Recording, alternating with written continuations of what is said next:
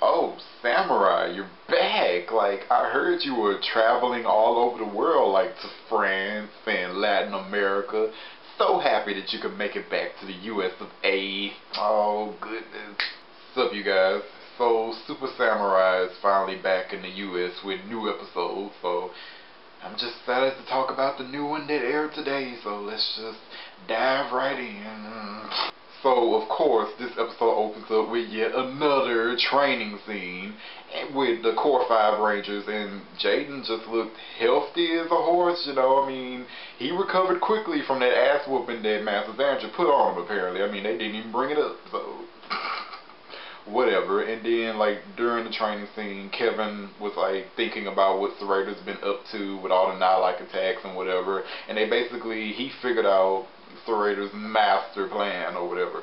Honestly, I was barely paying attention during the first half of this episode because, you know, it was kind of boring, and I did have like some important stuff to do. But since Samurai explains the plot of this episode like 500 times, I knew I would catch it eventually, so it was and sure enough, I was able to eventually catch Serrator's master plan.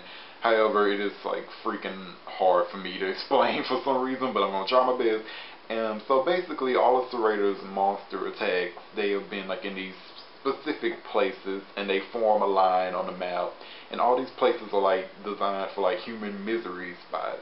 And once all these places of human misery are activated, then with one final stroke, the human world will burst in half and combine with the netherworld, and the sands and river water will flood everywhere and kill us all. So, yeah.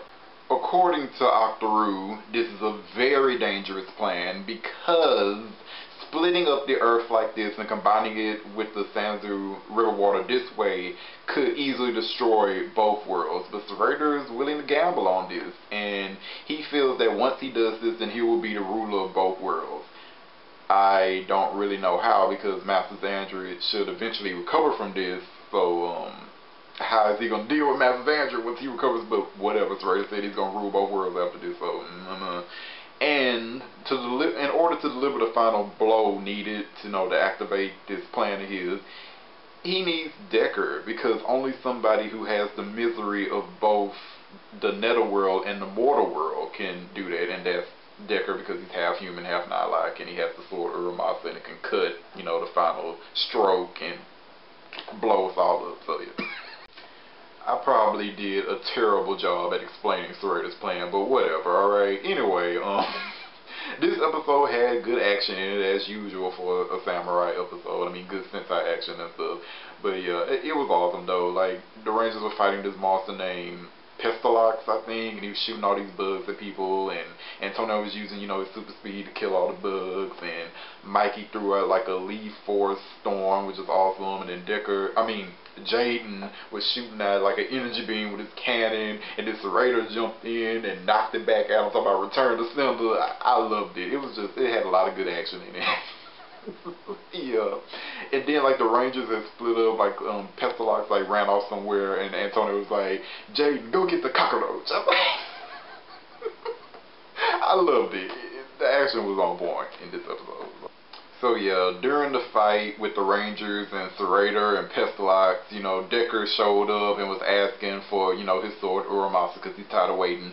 And like, this episode basically ended with Serrator telling Decker, like, if you use Urumasa, to do the final stroke to, blow up the planet and flood it with Sanzu river water, then he'll give him the sword forever. And so he's basically blackmailing Decker to do his bidding, this plan that he has set up for 200 years or whatever.